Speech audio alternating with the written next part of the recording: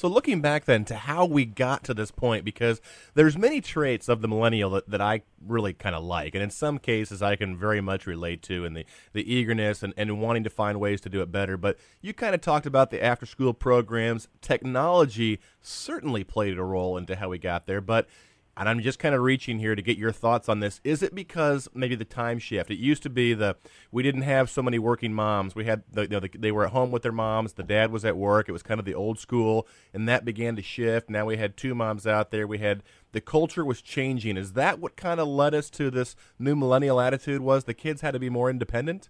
Well, yes, because remember, with the Gen Xers, as you both are, were latchkey kids for the most part, and Right. the after-school programs were just beginning.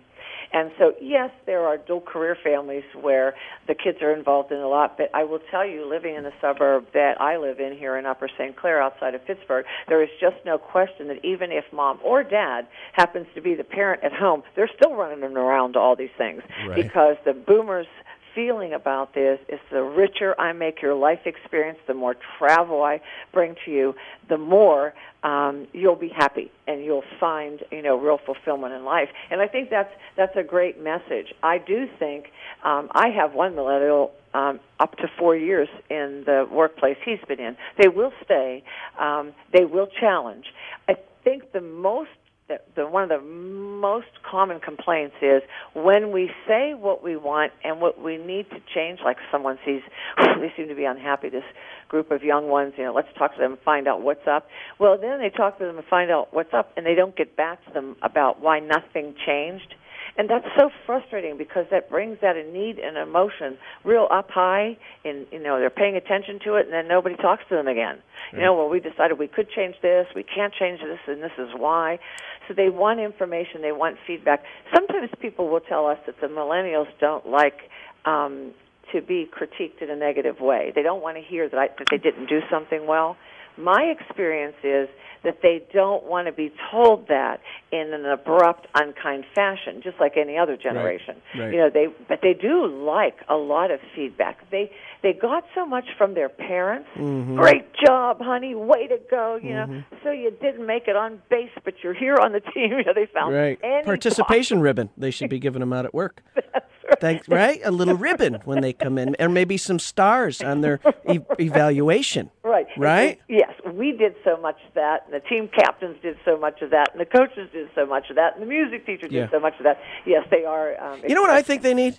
I think they just need to be beaten down, really, Dr. Joanne. I think these young rascals are coming in. I think we need to show them their place, frankly. I think we need to make them do more. You know what? Take their computer away. Yeah. Take the PDA away, and there's no twittering between 8 and 5. Timmy, I'm not sure you'd be able to last. And you're an Xer. I'm out of here You're right now. done.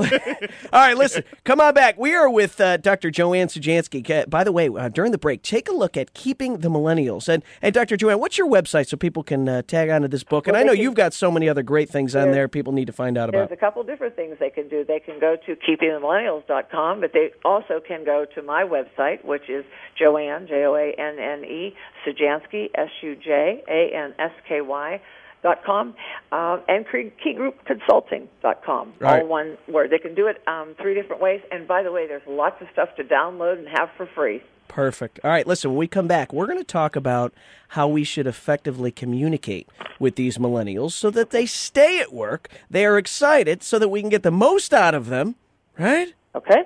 Okie doke. And then we can totally manipulate them. You're listening to Hot Talk 1510, KCTE.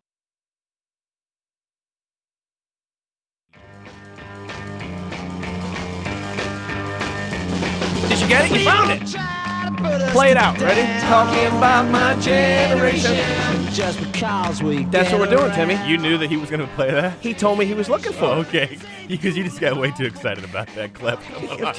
He can find any song in the archives. He does. Deep in the belly of Union Broadcasting. But usually you don't know what they are. And today you were ready for that. When you had your drums in your hand, you were all ready to go. Well, listen, what do you mean?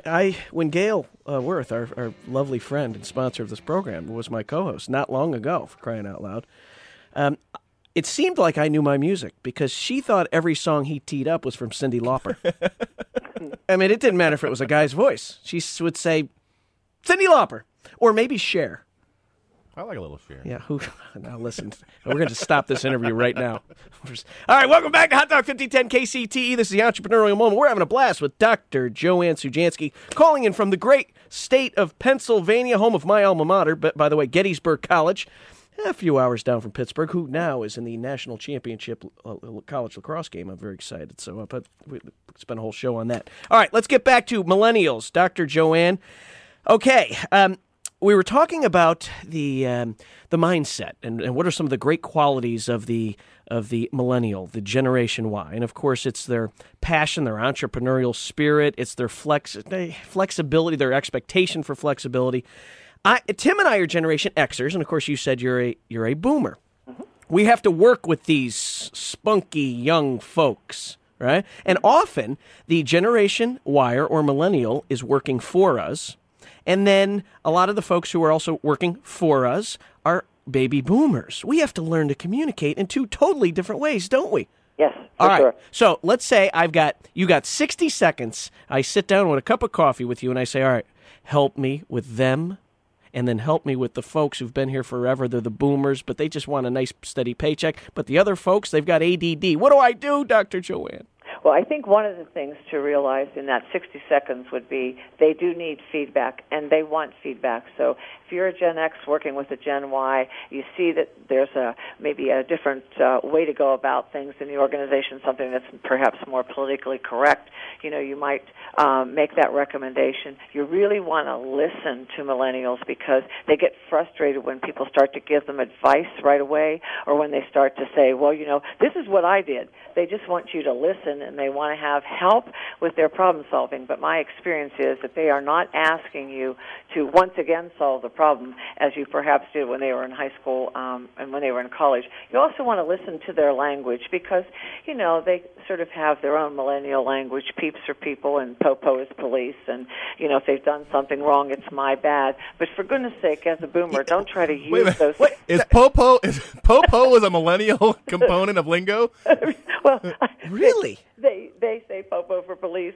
I hear it around here all the time. Dr. Joanne, you know what? I hear it. I just didn't know the millennials were saying that. Well, there's probably a lot of people saying it, but the point is they'll use some things that a more senior person might not know what it is. And so the idea with all of that is to say, that's the language. Let me understand it a little bit better, but I don't have to, as a boomer, use that language. I look silly when I try to do it, and some people try to be I thought you sounded kind of cool when you said my bad. Well, thank you, and I do say it sometimes. But remember, I am surrounded by... Say popo again, just for the heck of it. Or give me a peace out, will you? I can do that, but you can't see it on radio. Yeah.